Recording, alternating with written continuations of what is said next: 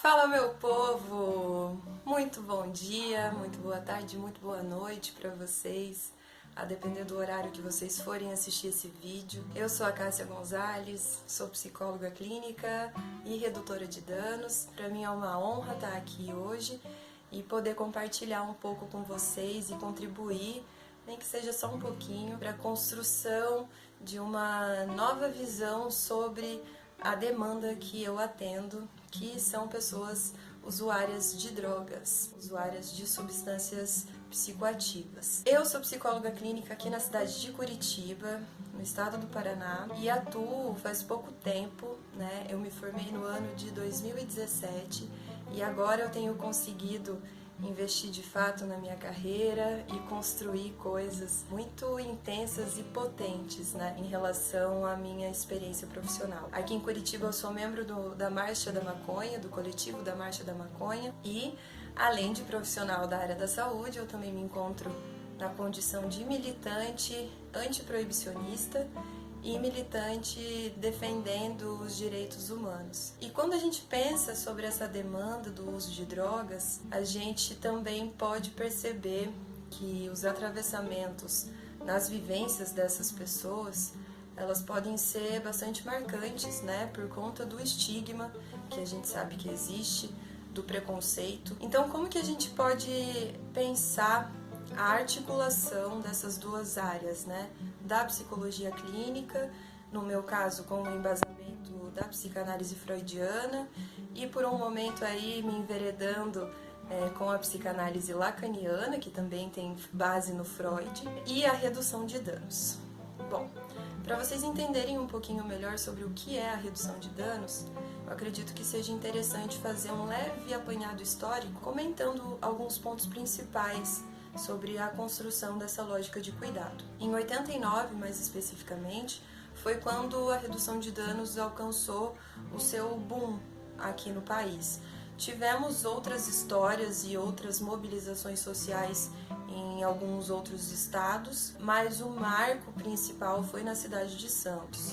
E o que aconteceu naquela época, né? O uso de drogas injetáveis e, consequentemente, o compartilhamento dos materiais que as pessoas usavam para ingerir a substância, por conta desse compartilhamento, a transmissão de HIV e hepatite C estava ascendendo. Então, os próprios usuários se mobilizaram, né, se movimentaram e começaram a pensar práticas de redução de danos, nesse sentido de reduzir os danos, tanto sociais quanto à saúde, que o uso de substâncias pode trazer para uma pessoa. E dentre essas estratégias, a gente tinha a distribuição de seringas descartáveis, de agulhas esterilizadas e, consequentemente, o acesso dessas pessoas aos serviços de saúde também foi mudando, né? Essa relação também foi mudando. Eu acho importante frisar que é possível a gente pensar a articulação da psicologia clínica com a redução de danos, porque se a gente parte do conceito da Organização Mundial da Saúde sobre o que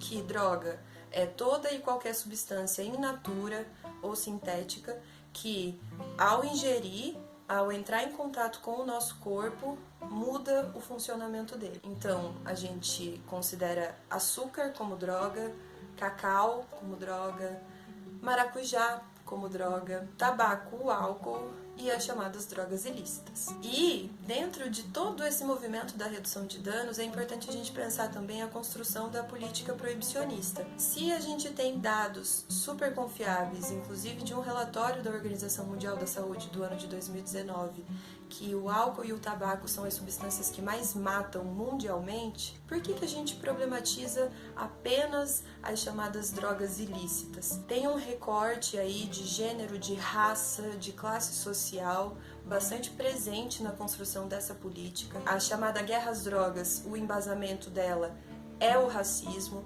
não tem nenhum fundamento técnico, teórico, científico. A guerra às drogas não é uma guerra voltada às drogas. A guerra às drogas é voltada à população periférica, à população preta, à população pobre. Então é importante a gente criar esses pensamentos críticos sobre essa demanda, porque eu ainda percebo bastante resistência por parte da nossa classe de profissionais em relação à política de drogas brasileira. Então é importante que a gente se atente a todos esses atravessamentos, porque a gente trabalha com uma coisa chamada processo de subjetivação. E todos esses marcadores, tanto de raça, quanto de classe, quanto de gênero, marcam as pessoas e, com certeza, interferem nesse processo de subjetivação que é atravessado pelo estigma social, pela vulnerabilidade social e pelo preconceito. E no nosso código de ética é dito que a nossa missão, a nossa função é lutar contra qualquer tipo de negligência, de violência, de opressão, de crueldade, de violação de direitos humanos de uma maneira geral.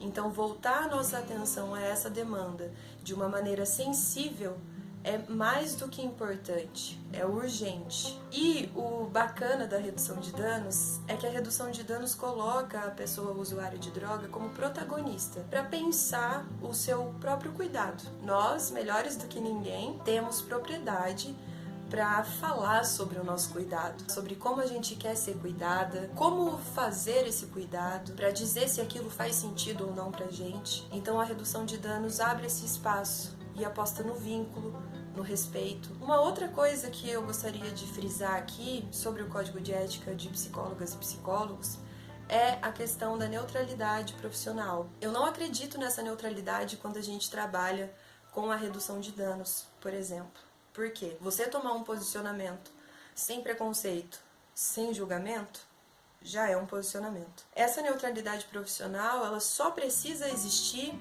no ambiente da clínica, na nossa análise profissional, na nossa análise psicológica sobre a demanda que nos é chegada. É claro que nessa análise a gente jamais pode colocar as nossas impressões pessoais, porque senão a qualidade da análise fica totalmente comprometida e é antiético. Agora, não tem como a gente pensar numa neutralidade profissional se a gente pega como referência os conflitos sociais construídos aí culturalmente, politicamente. E aí nesse ponto cabe frisar também a importância da gente problematizar a política de drogas, a Lei 11.343 do ano de 2006. Lá não se deixa claro qual a quantidade da substância que a pessoa pode portar para ser classificada como usuária ou como traficante. E aí, quando a gente presta atenção nos marcadores de raça e classe social, a gente tem dados estatísticos suficientes que comprovam que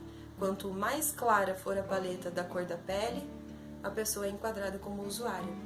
E quanto mais preta for essa paleta de cor da pele, a pessoa é enquadrada como traficante. E nisso é refletido um número absurdo do encarceramento dessa população. Em sua maioria são homens, pretos, pobres, periféricos. Uma outra questão muito grave dessa política de drogas é que a maioria dessas prisões são ilegais, porque num determinado artigo dessa lei 11.343 é dito que o usuário de droga não será punido com prisão. E os dados do Infopem, do ano de 2019, nos mostram que a maioria das pessoas que estão presas estão lá por uso de substâncias. A própria lei fere a lei. E partindo do ponto de que se toda substância que em contato com o nosso organismo altera o funcionamento dele é considerada como droga, todo mundo usa droga.